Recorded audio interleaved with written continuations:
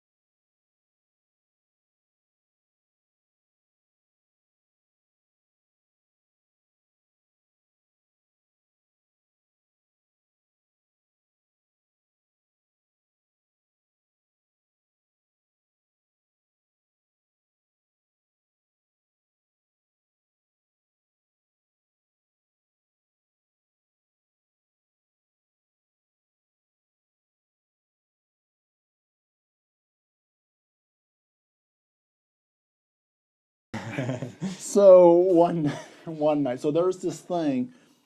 We are losing our rights in America fast enough the way it is. But as soon as you say that you will kill yourself, you lose all your rights right then and there. And so there's a what we call a statement of belief. That it's a legal document that a police officer, a doctor, a licensed social worker can fill out, and basically they can put you on a statement of belief, and you are forced to go to the hospital. You are forced to get evaluated by the psych team, and whether you want to or not. So, and if you so once you say you're gonna do that, yeah, you lose all rights. Like, yes, the cop has every right to send you there. Absolutely, and it is. I hate the document. I understand what it's supposed to do, but I hate it. Anyway, because people. And because it gets abused, that gets abused. And the doctor can, if a police officer puts you on a statement of belief, the doctor can go, this person is suicidal, and shred it if he wants to. Or he'll reverse it by putting in the notes that it's disregarded, we're going to, whatever. And so, a good police officer or a good doctor, they're only going to put you on a statement of belief if they have some kind of evidence that you are dead serious about what you're going to do. Anyway, one night, cops bringing a 22-year-old male, they found him with a gun to his head. And so it was pretty obvious what he was going to do, right? They convinced him to put the gun down. He initially agreed to come in on his own, but the cops weren't taking any chances. And they put him on a statement of belief. And he came in, and he was relatively cooperative, And he let us, so the first thing we do when they come in is we take all their belongings from them. And they got to change into a hospital gown and hospital pants maybe, and hospital socks, because you don't have a clue what they got under their clothes. We've had guns under their clothes. We've had knives under their clothes. The cops are supposed to take care of that, but they don't always. If they're like that, they could have a razor somewhere. Oh, 100%. Yeah. And so you want to make sure that you got to check all that. The hospital stuff is safe, right? And so then we lock them up in lockers, and kind of like a hospital jail. Yeah, exactly. Or the clothes get locked up, all the belongings get locked up. I was about to say the patient doesn't. The patient is there, and then we have to medically clear them first before the psych team will even touch them. So usually that includes a basic questions about anything hurting. We do take a blood sample to make sure there's no infection. We do take a urine sample because if their alcohol level is above the legal limit, we have to wait for that to come down before the psych team will interview them because what does the psych team do exactly? They'll ask you a bajillion questions basically, and they're like trying to figure out they're trying to figure out what's going on. Do you have a history? Is this new? Why do you want to kill yourself? They're just kind of like mental doctors somewhat. Yep, they are mental doctors, absolutely, and that's their specialty is mental health. And anyway, so we were full that night. We had no rooms. So he was sitting in a chair at the hall by the nurse's station. And the ambulance bay is over here. The doors are over to I'm facing him, and he's to the right. And there's a hall down to the left that goes out in the lobby. If you follow it, it'll end up out in the lobby. And I was at the nurse's station. I was on the floor, but I was at the nurse's station when they brought him in. So I went up to him. It's my job to get the Did he come in vitals through the ambulance? through the ambulance doors, right? So the cops would And bring people The through ambulance doors are locked. There's 2 doors to get through. The doors are glass. They slide. You have to have a code or a badge to get in to the front. And then to leave, it doesn't just automatically open when you leave. You have to hit the button on the wall to leave. They're locked both ways. So the cops would have access to get in there? There's a code that all EMS, all cops know to get in. And so he was very cooperative. I got his vitals. I told him what the process is going to be. He's like, cool. He'll cooperate. Can I get some blood? Absolutely. Took him to the restroom, got a urine sample. But I noticed he kept looking toward the door. And I was like, you know what? We got to run her. He's like, just watch me go through this door. And he was calm and collected. He didn't, a lot of people come in there yelling and they're saying all kinds of things and yada, yada, yada. But he wasn't. And I knew he's the type of guy that he's either going to beat somebody up and he's going to leave. Like, he will. And, of course, we all knew that. We all security kind of hung around the department for a little bit. Anyway, we were kind of going on a business. And I was done with him with what I had to do. Grabbed the EKG machine, went to room 5, which is at the other end of this hall, right? And I am just ready to go into room 5. I'm literally reaching up to knock on the door. I hear my counterpart at the hut goes, there he goes! And immediately I knew he's running. And I didn't know which way, right? I knew he's going toward the ambulance bay or my way. So I knew, and we are required to stop these people. Like, we are required, like, if I just let him go, I can get in trouble for that. I'm not allowed, Mercy tells us don't get hurt. If they're just violent, let them run and let the cops deal with it. But we are required. Were the cops still there? No, they had left. This is like. Why did the cops leave? Like 40 minutes later. I guess the cops. He was cooperating. He wasn't going to go to jail for it. He was not in custody. He wasn't going to go to jail. So they're just bring him in. Yeah. And then your security. That's why you have security. Legally, he's not in trouble. Yeah. Like, legally, he's not in trouble at all. And of course, security, we released them because he was cooperating, but he kept. Anyway, and I knew he's either coming my way or he's running for the door. So I jumped back into the hall facing this way, and about that time I hear a bang, and I hear another bang, and I'm like, and I lit out across the hall because I just knew somebody's getting beat up, right? And I get out there, up to the nurses, or up to the ambulance doors, and I did not know this, but these doors are designed to when something hits them, instead of breaking the glass, they snap out of the track. So what happened was he decided to run. He runs, and of course the door didn't open because it's not motion detected. Once the door is open and you stand in the doorway, it'll stay open, but it won't just open. He hit that door, boom, door snaps out, goes to the second door, boom, hits the second door, and lights out across the parking lot toward the woods. So there's like a woods across the street from the hospital. There's a bean field to the east, right? And lights out across the parking lot. And this is 1 o'clock in the morning. So it's dark? Yeah, it's completely dark. Do you probably have lights in the parking lot though, right? Yeah, but So he was gone. I mean, he's 22. He can run, right? And of course, we had to call the sheriff's department, hey, your guy ran, this is the description. He's now, and these people don't think, like, his wallet, his phone, his clothes are all there locked up. We got him. I mean, what are you going to do? Buy another phone when you get, buy another wallet, get a new ID. Yeah, exactly. So, of course, So is at that point, once he runs away, is that illegal? No. Okay, it's Can the cops detain him again? Or? Okay, so it's not illegal. It's not criminally illegal. So, only thing that happened, the sheriff's department, they are required to go look for him because he wants to kill himself. And if they would be like, oh, we don't care, and they would find him dead, the family could sue the cops for that. So it's not illegal, but you can't, like, you're not going to get criminally charged. But if you run away, the cops absolutely can pick you up and take you back. Yes, that's what they're going to do. Yeah. They're going to pick you up, they're going to bring you back. And we tell people, like, some people threaten to run. And we tell them, well, you know what's going to happen. you're just gonna come right back to here. Why do those doors even snap out?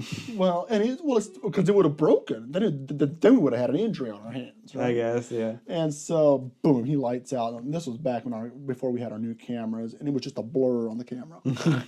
Him leaving. Anyway, so we of course knew they're coming back, and so we try to get a room ready, right? And you obviously know you're going to restrain him. You obviously know that he's going to take a nap, and He's gonna what? Take a nap? yeah, because we're gonna medicate him, right? And so about 40 minutes later, they call us, and yeah, they got him. They're on their way back. They found him. Yeah, so they bring him back, and it's like, hey, buddy, by that time we had a room ready, and he actually voluntarily, I think he at that point knew that he voluntarily was willing, he voluntarily took his medication. So we didn't have to, like some people refuse, then we have to give it to him. And guess what? IVs or? Well, not necessarily. Usually they don't have an IV because we don't want an IV in them. How do you give a medication to someone that doesn't? Well, we do like a intramuscular, like with an injection. So just like a shot? Yeah, just give them a shot. I see. Well, they get 2 shots with our mother load of medication. Anyway, he comes in. He was willing to take the meds, and so the good news is, yeah, in a matter of 3 minutes, he was sleeping. But yeah, that's the other side of it. Yeah, I've often wondered. So you would like somewhat sedate him? Or? Oh yeah. So what's the point? Usually of that? they just need a nap. Like they just need, because otherwise, so typically they're hearing voices or. So if they get some rest, Yeah. get rested up, they'll be better. I used to feel so bad for medicating these people, right? But 9 times out of 10, when they wake up after 10 hours of sleeping, they are completely different people. Huh. They are, if they remember what happened, they usually apologize. Sorry, I was just desperate or whatever. I get it. Like, and then that's why I hate it. Like, I only ever was with one person that we sedated him, and he just looked us dead in the face and was like, if I ever get out of here, I will myself. And I never seen him again. And he was the only one that woke up 12 hours later and was like, I will myself. So probably didn't give any reasoning. He's just like still leaving after. I think, I don't know. Hopefully somebody could connect with him on the psychiatric side that could help. Would your psych team still talk to him then? Oh, yeah. After they wake up? Yeah. Or? So what happens is they get their nap, and obviously because he had to his head, we weren't going to do an initial evaluation. The ER doctor decided to admit him because the ER doctor can make that decision. He can make the decision that I'm going to admit this guy psychiatrically, and he calls the psych team and says, hey, I got this person down here that's doing this and this and this. Are you willing to admit him? And they go, sure. Because, but sometimes it's kind of vague. And so then the psych team will come down and evaluate him because the ER doc might be like, well, no, I'd almost let him go, but we need a little more input, So the psych team doesn't work in the ER? No. Well, okay, I take that back. We do slowly but surely. We are working on trying to get them in the ER 24/7. We do have a social worker that is in the ER at least from 9 to 9 on some days. So that's always good. But yeah, that's the that gets your adrenaline going. So you wouldn't have caught him if you would have yeeted out through the doors and chased him down, or no. After you have to try to stop them, but after they're out the door, then there's once they leave hospital property. Anymore? Once they leave hospital property, it is no longer on us. Mm-hmm.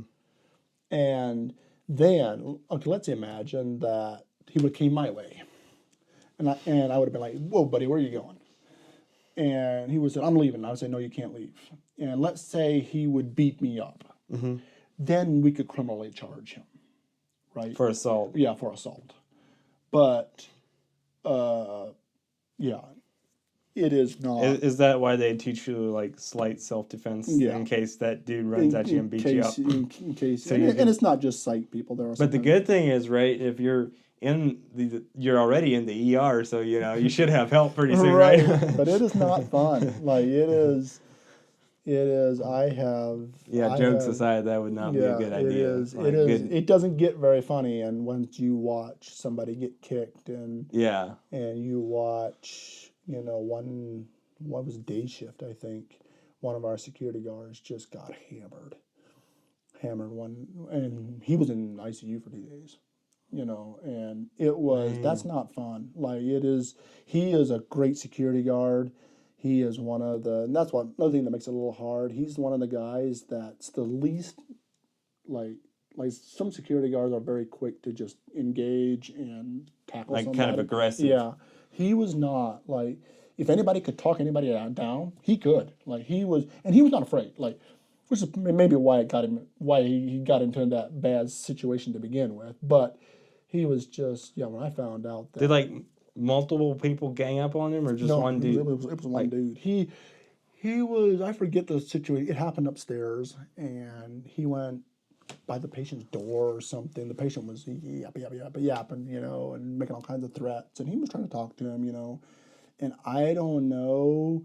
I have no idea what happened. I don't know. But all of a sudden, this patient was on top of him and just slugging the tar out of him, and broke his nose, and he was in the ED, completely unconscious.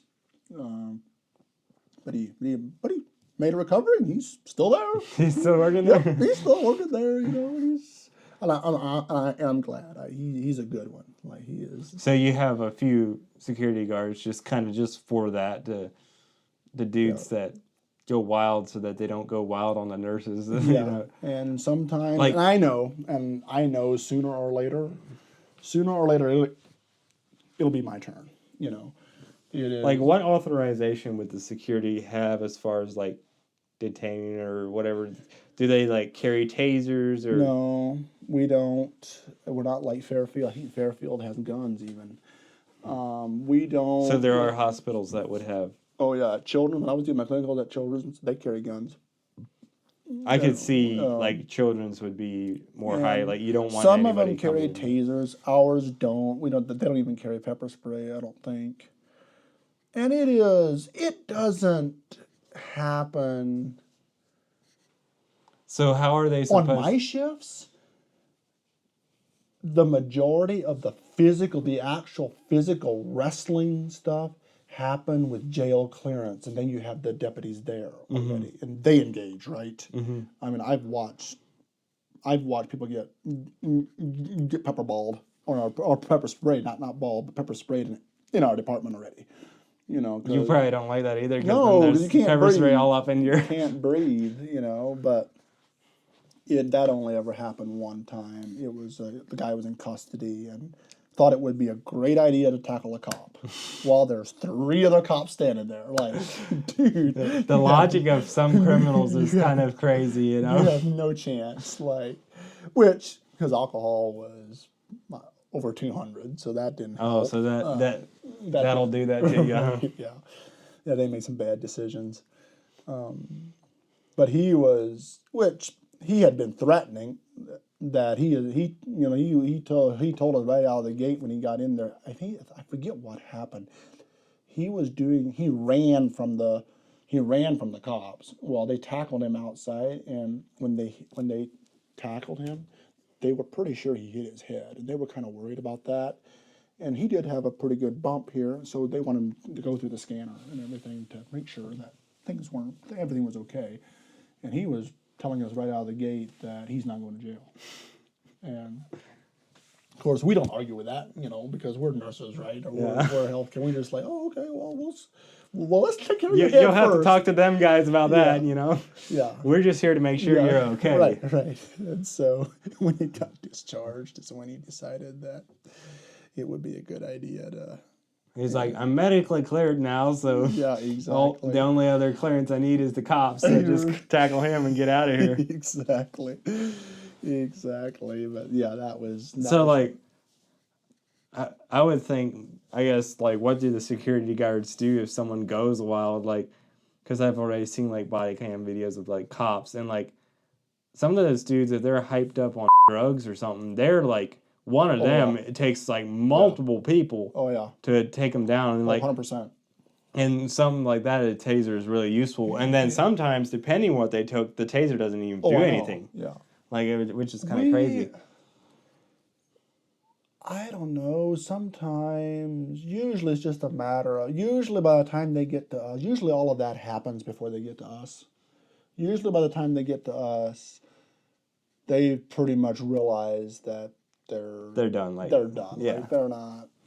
And so, if the cops bring somebody in that is with no legal problems, and let's say he's just yelling at the stars, and the neighbors, then they want him on a psych eval, then we can give, let's say they're high on meth, we can give medication to help counter that somewhat, but even then, that's kind of a trick too, it's. But like, if you would have an overdose, them dudes wake up, they're pretty upset a lot of times, right? Well, oftentimes. Do you have like security there at that point just to kind of, which I guess you have that many nurses and stuff that you kind of, and they're just waking up, so they're not fighting, so it's kind of under control. On night shift, we're short staffed typically, and usually we end up being our own security. We do have a security guy that's supposed to stay in the department, but sometimes they're busy. Like, what are you gonna do when there's a fight going on upstairs? So like that dude attacks that security guy, all of the security is probably gonna rush up, And we only have 2 at night. You only have 2 at night. Maybe they only have 2 during the day. I'm not sure about all that, but there's times when they got a situation going on upstairs, and we are allowed to call the sheriff's department. The sheriff's department wants to put. We don't like calling them if we don't have to, because it ties them up. Yeah. Like, how far is the sheriff's department from? I don't know. Usually, there's an officer there. At night, there's often an officer there within 5-7 minutes. Once in a while it goes a little longer, but the night, which typically nighttime is about the only time we really call them. So. And they love hanging out at the EMS lounge and get their snacks and stuff. So, the night that, there was another guy that got sprayed one night, that he was just being belligerent, and a deputy came in to get himself a snack, and all of a sudden, about that time is when he let loose. And the deputy just promptly sprayed him. Be like, perfect timing, man. Is that why they have snacks for the cops? Yeah, exactly. I mean, the more the cops hang out there, you have them there. But you don't. Is there more, would like state troopers come in there or stuff too? Or? There is, as far as to deal with this kind of stuff? No, just like into the EMS launchers that a lot of times just sheriffs. Usually it's most times just sheriffs and state and city cops, cops that bring stuff. The state, if they come in, it's always a motor vehicle accident related. So maybe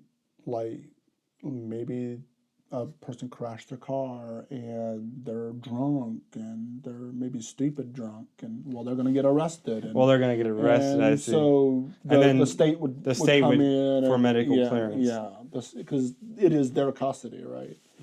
But there is one state trooper, and I don't know why in the world he does that, but we've called for help multiple times and he'll show up. And I don't know, does he like the action? but he'll show up. He's like, I'll go to the hospital. Or I don't know, does he hang? Because the state police post is just down the street. So I don't know, does he just hang around that area? Is that sort of his job? I was just kind of wondering. But it's the same guy every time. Good deal. Okay, so we went like another time as long as I was figuring to, but that's great. I might just split it up into 2 parts. So I think with that, we'll kind of wrap this up. Is there anything else you want to say yet?